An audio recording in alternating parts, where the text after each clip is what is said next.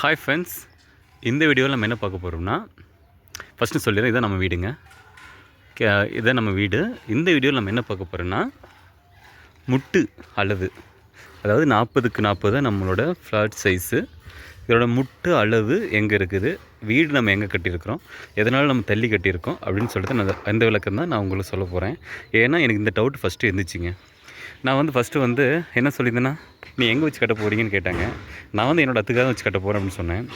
அப்புறமேல தான் தெரிஞ்சுது அதில் நமக்கு தான் அது கொஞ்சம் பிரச்சனை இருக்கும் அப்படின்னு தோணுச்சுங்க. அதனால் தள்ளி வச்சுக்கிட்டேன்.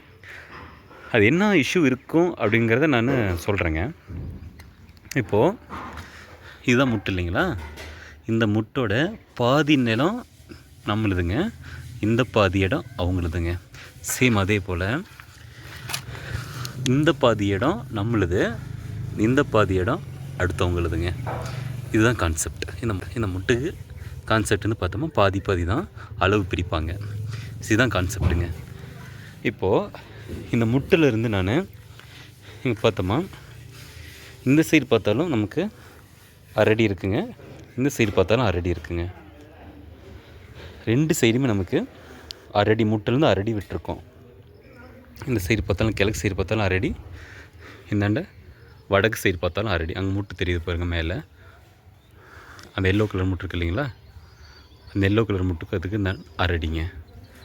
நான் ஃபஸ்ட்டு சொல்லிடுறேன், நம்ம அந்த அரடி நம்ம விடுறோம் அப்படின்னா, தண்ணி தொட்டி இங்கே வருதுங்க.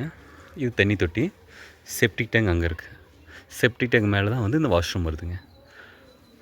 ஸோ இந்த தண்ணி தொட்டியும் செப்டிக் டேங்கும் எங்கே இருக்குதுன்னா அரடி உள்ள தள்ளி இருக்குது. இந்த முட்டுக்கும் முட்டு இருக்குதுங்களா, முட்டுக்கும் இதுக்கு அரடி உள்ள தள்ளி இருக்குது. இப்போ உதாரணத்துக்கு நம்ம இடத்துலையும் நம்ம வச்சு கட்டிருந்து வச்சுக்கோங்களேன், நம்ம இடத்துலையே வச்சு இந்த செவரை நம்ம இடத்துலையே அதுக்காகவே நம்ம இந்த சென்டர் பாயிண்ட் வச்சு கட்டியிருந்தோம்னு வச்சுக்கோங்களேன், என்ன ஆகுன்னா, இப்போ நம்மளுக்கு காலி இடமா இருக்குது. அதனால் நம்ம ஜேசிபி விட்டு அள்ளும்போது ஒன்றும் ஆகாது. கரெக்டுங்களா? ஜேசிபி விட்டு அள்ளும்போது பக்கத்து இடம் காலி இடமா இருக்குது, அதனால் அள்ளிக்கலாம். ஆனால் பக்கத்து பில்டிங்காரு அவங்க ஜேசிபி விட்டு மண் எடுக்கும்போது அவங்க அத்துக்காக எடுத்தால் நம்ம பில்டிங் அடிப்படும். இதுதான் ரியல் ஃபேக்ட். அதனால் நம்ம அரடி விட்டுக்கிட்டேங்க. நம்ம சேஃபாக வந்துக்கணும். அது மட்டும் இல்லாமல் நம்ம பெயிண்டிங் பண்ணிக்கலாம். சுண்ணாம்பு அடிக்கிறோமோ பெயிண்டிங் பண்ணுறோமோ அதுக்கு நமக்கு அரடி கேப் இருக்கட்டுங்க. அவங்களும் அவங்க அத்துக்காகவே லைன் கோடு அடித்து கூட எஸ்கவேட் பண்ணும்போது அந்த பக்கெட் இருக்கு இல்லைங்களா, ஜேசிபி பக்கெட் இப்படி அள்ளும்போது அவங்க அத்துக்காக எடுத்தால் நம்மளது மோதாதுங்க. அவங்ககிட்ட சொல்லிடலாம், அவங்க அத்துக்காக பண்ணிட்டாலும் அரடி இல்லை, அரடிக்காக அவங்க மார்க் பண்ணால் கூட அவங்களது மோதாது, பக்கெட்டு மோதாது. ஸோ அதனால தான் நம்ம அரடி தள்ளி உள்ள தள்ளி வச்சுருக்கோம்.